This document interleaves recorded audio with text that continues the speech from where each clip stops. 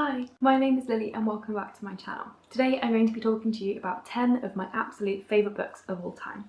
This is by no means an exhaustive list or a ranked list, it's just 10 of the books I really love and want to talk to you about. The first book is a book that's going to be on a lot of people's absolute favourite lists, and that is A Court of Mist and Fury by Sarah J Maas. This is the second book in the Court of Thorns and Roses series and I love it so much. This is definitely my favourite Sarah J Maas book so far, but I haven't read Crescent City yet. I don't really want to go into too much detail about it, but the reason I really love this is because I love how everything is turned on its head and the person you thought who was evil is actually the best character in the whole book, and the romance is really lovely and it's a little bit steamy, the story is amazing, and you get to see this whole new part of this world and I absolutely love it. Next up is Illuminate by J. Kristoff and Amy Kaufman. This has been on a lot of lists for me because it really is an amazing book. I just love it so much. I've read the physical book and I've listened to the audiobook and both are amazing. The audiobook has a full cast, so it's like listening to a dramatization. It's just so good. It can take a little bit to get into, but I promise once you're into it, it is amazing. I actually would say Gemina, the second book in the Illuminae Files trilogy, is probably my favourite, but this can just represent the whole series because the whole series is a really amazing series for me. The next one might surprise you a little bit, and that is The Mortal Engines by Philip Reeve. I actually read this because I saw the trailer for the movie and I thought the movie looked amazing, so I thought I should try and give the book a go first. And oh my god, did I love this book. The thing that really grabs me is actually the world. I really love the world of the Mortal Engines. That's why I'm really excited to read other books in other series that he's made within the same world. So yeah, it's really the world for me that makes this my favourite book, and of course the first one's my favourite because of all the world building and it's just like the most fun one, I feel. Of course, on a video about my favourite books, I had to include Six of Crows by Leigh Bardugo. This book is just one of the best books I've ever read. It's so much fun. I was given this as a gift by a friend because he looked up LGBT books and this came up, so he bought it for me. And oh, I'm so grateful. This was my introduction to Leigh Bardugo's Grishaverse and Leigh Bardugo in general, and it was the best ever. I love it so much. It's so funny, so witty. I love the whole cast of characters, and I love the fact that it's a heist book in a fantasy setting. It makes it so different to a lot of the fantasy that I read, and Leigh Bardugo's humour is just incredible. My next pick is actually a non-fiction book, and that is Lion by Saru Brierley. Now, this one I have picked because it's an autobiography and it's one of the most incredible autobiographies I have ever read. The reason I love this so much is because it's written by Saru, obviously, because it's an autobiography, and he tells his own story in a really compelling way. And it helps as well that he has the most incredible story. When Saru was a small boy, he lived in a very poor village and a very poor and low-income family. He and his brother were playing one night, and his brother left him at a train station and said he would come back. He was about 5 years old, so when his brother didn't come back, he got on a train and fell asleep. And when he woke up, he was in Calcutta and he didn't know where he came from or what to do. He ended up living on the streets in Calcutta for a couple of years and then was eventually picked up by an orphanage and was then adopted by a couple from Australia. So he grew up with this quite wealthy family in Australia, but in his 20s he started to want to find out where he came from and find out was his mother and his brother still alive.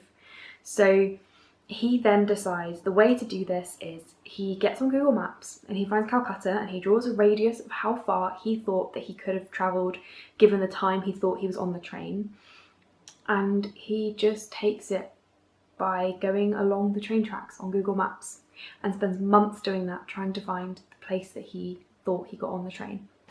And it is just a harrowing and incredible story. His life before he was adopted was incredibly difficult. The way he writes about it is very compelling and really teaches you a lot to think and to not assume when you meet people.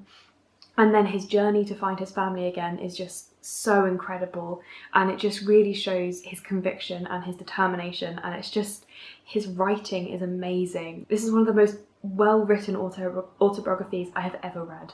The next one is one I talk about a lot, so I'll just talk about it quickly, and that is The Adventure Zone. And I'm holding up the second one because I still don't own a physical copy of the first one. But The Adventure Zone is the graphic novelisation of the podcast, also called The Adventure Zone, and the podcast is the McElroy brothers and their dad all playing Dungeons and Dragons together. And it's really wacky and fun, and if you don't know much about Dungeons and Dragons, it doesn't matter. You'll still understand this book, because I don't really. And it's so much fun, it's just so ridiculous, and it's really diverse, and it's just really, the art is cool, and it's really funny, and it's probably one of my favourite graphic novel series ever. One that I don't talk about very much is Vicious by V. Schwab. This is my favourite V. Schwab book for sure. That being said, I haven't read Addie LaRue yet, so it could change. But what I really liked about this one is that it's a really morally grey story. So you have Victor and Eli, who are, they're not roommates, are they? I can't remember. They are in the same class at college, and which one is it? I always mix them up. I think it's Eli that's the bad one. So I think Eli discovers that if you have a near-death experience, you often can develop superpowers, essentially. And so him and Victor try to have near-death experiences to give themselves superpowers, and it all stems from there, and about how Eli then becomes this righteous person who thinks the creation of these people with superpowers is awful, and he wants to put them down because he thinks it's against God. And then Victor just is like, wants to chill, and like, Victor doesn't agree, basically. Victor escapes from prison, which is where he was being held, and it all just, it's like a real wild ride, but it's also a slow burn. It's like a real weird hybrid of the two, and it's just so much fun, and it's so interesting. And like, nobody's good in this book, like nobody. Everyone's bad somehow, and it's just really, really good. I really enjoy reading it. This next one is a somewhat recent discovery for me, and that is the Spiderwick Chronicles by, I think it's Tony DiTerlizzi. I always have to read it because I can't remember how to say it, and Holly Black. This is actually the only Holly Black book I have ever read. Spiderwick Chronicles is quite famous now because of the movie especially, and if you don't know what it's about, this family move into their great aunt's house because they are kind of down on their luck. Sorry, it's really heavy. And this house is actually occupied by fairies, or there's a brownie that lives there who is essentially like a little housekeeper, and there is a ring around the house that tries to stop other fairies getting in. The great uncle, I think it is, was friends with the fairies, and he actually wrote this field guide to the fairies and like all of their secrets. But the problem with that is having this field guide could allow someone to control all the fairies and destroy them. So there is a Goblin King who wants it. So I think that's I don't know if I've just summarised the movie or the book actually, because the movie is quite different, but it's roughly the same idea. It's really fantastical, the characters are all great, and it's a real like, this character everyone thinks he's bad, so they blame everything on him, but he's trying to tell them like, no, there's magic happening. It's just so good. It's a really easy read because it's in middle grade, so you really whiz through it because it's so much fun, and it's such an inspiration for a lot of the books that I want to write in the future. Another huge favourite is Caraval by Stephanie Garber, and actually I think I would say Legendary, which is the second book in the trilogy, is probably my favourite book, but Caraval is still another favourite anyway, so it's in the list.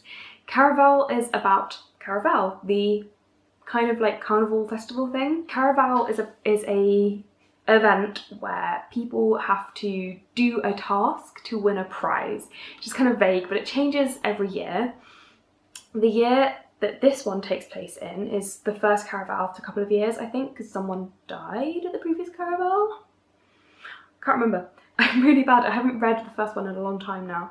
But basically, Tella and, oh my god, Scarlet. Tella and Scarlet live with an abusive father, and Tella thinks that going to Caraval is the way that they're going to escape their father, and she manages to get them tickets to Caraval. But when they arrive, Scarlet has lost Tella, and what she discovers is that this year's task is to find Tella, and if she isn't found, she will plummet to her death. And it's a real sort of like dark-ish fantasy. It's very seductive, it's very twisted, there's a lot of plot twists, a lot of things you're not expecting. Everything is not quite as it seems. It is one of the most ingenious, inventive, unique stories I've ever read, and I love the really beautiful writing because the way Scarlet views things is so incredible. The final book on this list for me is Neverwhere by Neil Gaiman. Now, this used to be my absolute favourite Neil Gaiman book. Now I'm not sure if it still would be because I really, really love Stardust now. But This is an old favourite for me. It's one of the first books I read when I was just getting back into reading again, and you can see if I hold it up, it's quite battered because I took it on a lot of trips. It's lovely and it's so clever. Like, all Neil Gaiman books are inventive and unique, but this one is just so clever in a funny way and very clever in a British way, I would also say. So the idea behind Neverwhere, how do I explain this with no spoilers? So Neverwhere is about Richard Mayhew, who one day he finds a girl bleeding on the streets and he thinks he has to help. She says she can't go to the hospital, so he takes her back to his flat and he basically heals her, helps her, you know, gives her bandages, and in doing so he falls through the cracks into the other London, Neverwhere. And Neverwhere is kind of the underground version of London, and in Neverwhere things are quite literal, which is what I really like. So Elephant and Castle, the tube station, there is an elephant in a castle, those kind of things, and it's all twisted. There's angels and saints and knights and murderers and assassins. And this girl that he saves, Dor, is being hunted by assassins, so Richard ends up tagging along because she realises that he can't survive in Neverwhere on his own because he's never been there before and he doesn't know the rules. So it's just like this adventure through the other London, trying to find out who killed Dor's family and who is trying to kill her.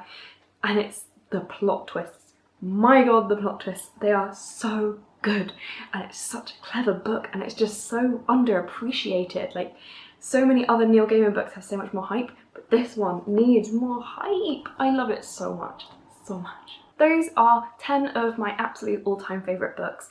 As I said, this is not an exhaustive list and it's not a ranked list. These are just 10 books that I really, really love. So let me know down in the comments if you have read any of these books and what you think of them, and also feel free to share with me some of your favourite books. Thank you so much for watching. If you like this video, please give it a like and consider subscribing to see more videos from me. All of my social media links are down in the description below. Thank you for watching. Bye!